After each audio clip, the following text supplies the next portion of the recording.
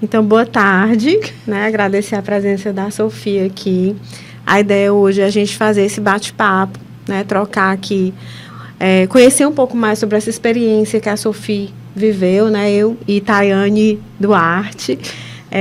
Na verdade, esse é um movimento, é um produto, né, que a gente está desenvolvendo para a nossa disciplina de processos psicológicos básicos, né, com a professora Andréa Quezada.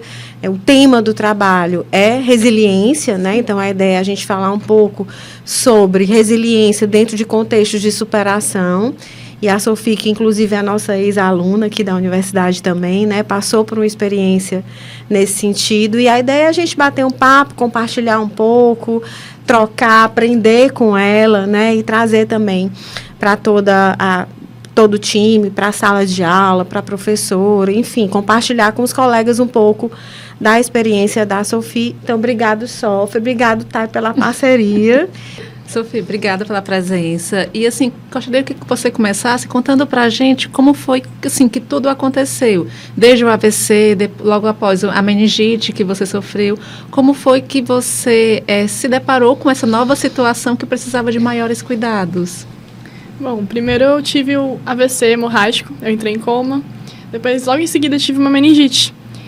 E aí, eu não fazia a menor ideia do que era AVC na época que eu tive AVC. Eu tinha 13 anos e eu só queria sair logo do hospital.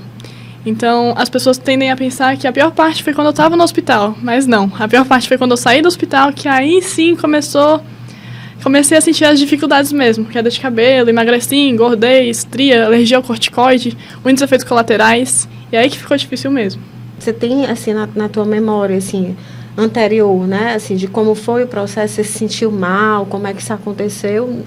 Você lembra, você consegue rememorar? Tava pulando carnaval, véspera de carnaval. E aí eu desmaiei.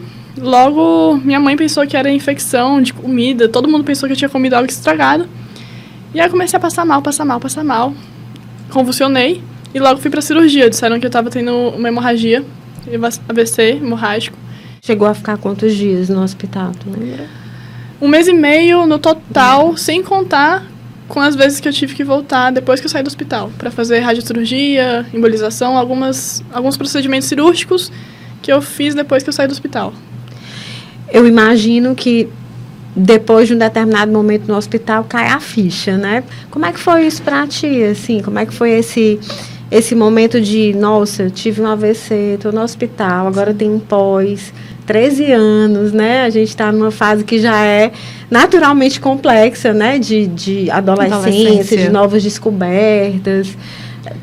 Como é que foi para ti isso? Tu lembra, assim, tu tem essa... Enquanto eu estava no hospital, eu lembro que meu pai chegava perto de mim e ele segurava minha mão na UTI ainda. Aí eu ficava, pai, quando é que eu vou sair daqui? Aí ele, daqui um tempo, tem que esperar, ver o que o médico vai falar. E aí chegou o momento que eu fui pro quarto, que foi quando eu tive esperança, nossa, eu já tô perto de sair. E eu fiz aniversário no quarto de lá. 3 dias que eu fiquei no quarto, minhas amigas foram lá. Foi quando 3 dias depois eu acordei com muita dor de cabeça. E aí eu descobri que eu tava com meningite. Entrei em coma de novo, tive convulsão. E aí eu voltei pra UTI. E aí a minha visão ficou afetada, a periférica, foi muito perto dos nervos ópticos e por isso que afetou a visão. E aí quando eu saí, que foi difícil mesmo, na verdade. Enquanto eu tava lá, eu tinha o apoio das enfermeiras, dos meus pais, e basicamente não podia fazer nada, era ficar parada sem mexer a cabeça. E aí, quando você saiu, você disse que foi o período mais difícil, porque eu acho que, principalmente na sua idade, na época, com 13 anos, você imaginava assim, não, se eu sair do hospital, eu estou bem, posso seguir minha vida como, estive doente, já melhorei. E, na verdade, vem todo um processo de recuperação pós-cirurgias, pós-AVC, pós-meningite. E como foi para ti esse processo de recuperação? Então, depois que eu saí do hospital, eu ainda tive que fazer uma radiocirurgia. Só que eu fiz em São Paulo porque o procedimento não tinha em Fortaleza. A radiocirurgia fez com que meu cabelo caísse aqui, e aqui atrás caiu por conta do atrito no travesseiro que eu tive enquanto eu estava na UTI. Então eu fiquei careca aqui e aqui, só que o cabelo em cima cobria. Além da minha sobrancelha que também caiu por conta dos remédios, o corticoide eu tive alergia, então apareceu bolinha no corpo inteiro. Eu era muito vaidosa. E eu saí do hospital mais magra do que eu entrei. Só que passou 1 mês e eu engordei 15 quilos, então apareceu estria dos meus pés até aqui a lateral do corpo. E aí eu não queria mais botar biquíni, eu não queria mais fazer nada. Só que enquanto eu estava magra, antes de engordar, eu tirava muitas fotos no Instagram. Então eu já postava, gostava sempre de rede social. Eu comecei a vender roupas online, porque as minhas amigas perguntavam onde é que eu comprava minhas roupas. E aí eu comecei a postar muita foto, fazia todas as fotos em mim. E foi aí ao mesmo tempo que eu comecei a engordar. Hoje eu sei que eu tive depressão, só que não foi diagnosticado. Até que fiz uns 15 anos, comecei a ir pra muitas festinhas de 15 anos com as minhas amigas, eu fui pras baladinhas, isso ajudou bastante. Engatei num namoro sem futuro, que também me ajudou muito. E meus pais, com certeza, sempre estiveram ao meu lado. Demorou o quê? 6 meses, 1 ano? Como é que foi essa transição aí? Depois que eu fiz a radiocirurgia, o médico disse que eu teria que ficar 3 anos sem fazer esporte. Foi aí que eu endoidei. Acho que foi um dos dias que eu mais chorei no hospital. E aí eu briguei com meus pais, eu não queria ficar quieta. Eu falei, eu vou correr no meio da rua, e eu nem corria. E aí eu dizia que eu ia subir a escada do meu prédio, ia fazer o que fosse, mas eu não ia ficar parada. E eu engordando, eu quero fazer exercício, vou virar uma bolinha. E aí o médico liberou depois de 1 ano, mais ou menos, eu acho, pra fazer esporte de forma bem leve. Sim. Era luta, mas o professor tinha que estar ciente de que eu não podia levar pancada na cabeça e blá, blá, blá, blá. E nesse processo de recuperação, você passou 1 ano sem nenhuma atividade física, que foi um pouco mais desafiador para você. O que te ajudou a manter o foco? Eu lembro muito bem da minha mãe me falando, você devia ir pra psicóloga, não sei o quê. Eu tentei ir umas 2 vezes, só que eu não gostei na época. Eu gostei muito da pessoa, mas na minha cabeça, naquela época, não fazia sentido eu ir pra uma pessoa no qual eu estaria pagando pra conversar comigo.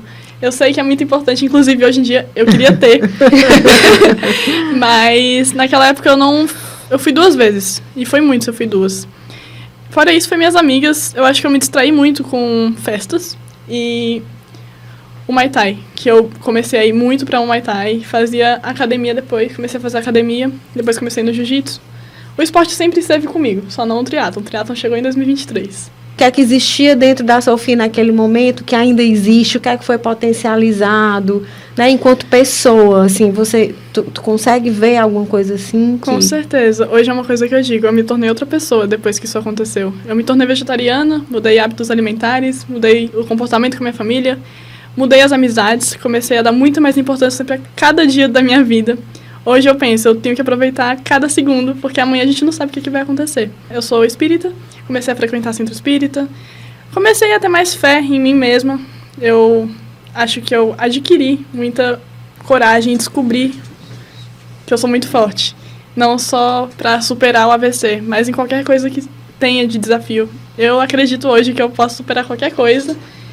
Saúde é algo muito sagrado, né? Sim, eu acho que tudo que mexe com a nossa saúde, né? Eu acho que, de fato, faz com que a gente repense uma série de coisas na vida, né? De formas como a gente encara os problemas, da forma como a gente se relaciona com as pessoas. Então, você falou de uma sequela de uma perda parcial de visão, né? Perda periférica. Então, na época que eu tive a meningite, a minha visão periférica ficou dupla e embaçada. Porém, com o passar do tempo, ela foi melhorando. Hoje, ainda tem um pouco dessa dificuldade na visão periférica, mas é tão mínimo que não afeta em nada, não preciso de óculos, nem nada. Tu lembra de como foi isso pra ti? Eu lembro exatamente, que na época do hospital eu não tinha medo nenhum. Meu medo é mais de não realizar meus sonhos hoje em dia. Eu quero realizar meus sonhos, eu tenho mais medo disso do que outra coisa. Você sente que teve liberdade para escolher quem que você queria ser depois dessa recuperação? Ou muito foi circunstanciado? Com certeza, eu tive muita liberdade. Meus pais sempre me apoiaram em tudo. Até hoje me apoiam muito. E eu reconheço totalmente que quem eu sou hoje é basicamente por quem eu fui educada. Meus pais sempre me apoiaram, sempre me ajudaram. E até hoje eles me apoiam muito. Que bom. E o triatlo, como foi que surgiu na sua vida? Que é a sua paixão?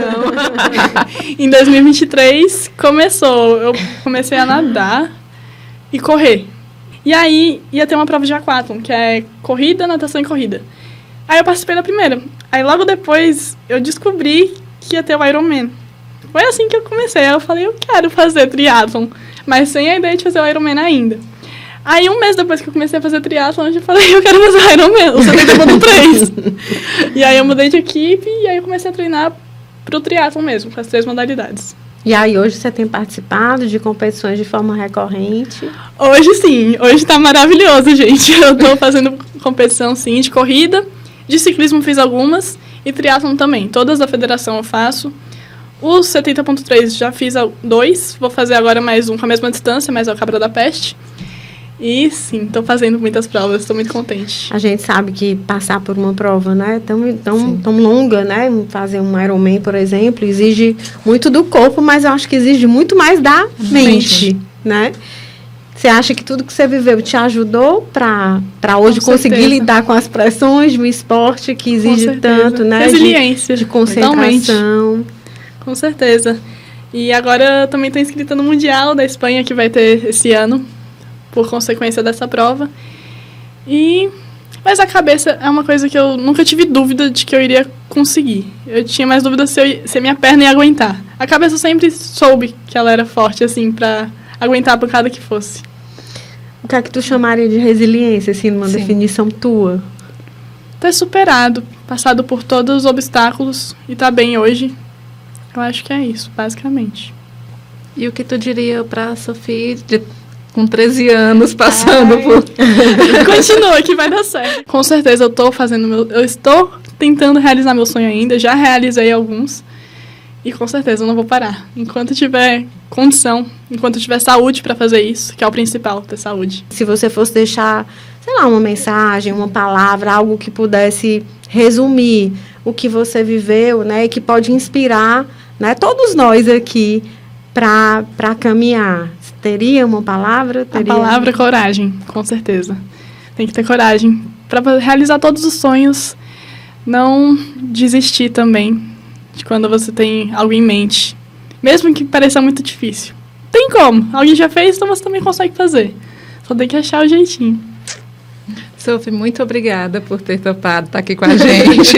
Obrigada a vocês, foi um prazer. A gente sabe que tem muitas outras coisas, assim, por trás da superação, por trás dessa resiliência, seja com o AVC, seja no esporte, porque é uma caminhada árdua, difícil, mas muito gratificante. Então, assim, foi ótimo estar aqui com você, para você compartilhar essa experiência. E quem quiser conhecer um pouco mais da tua história, qual é o teu Insta? @Sophie Mitier.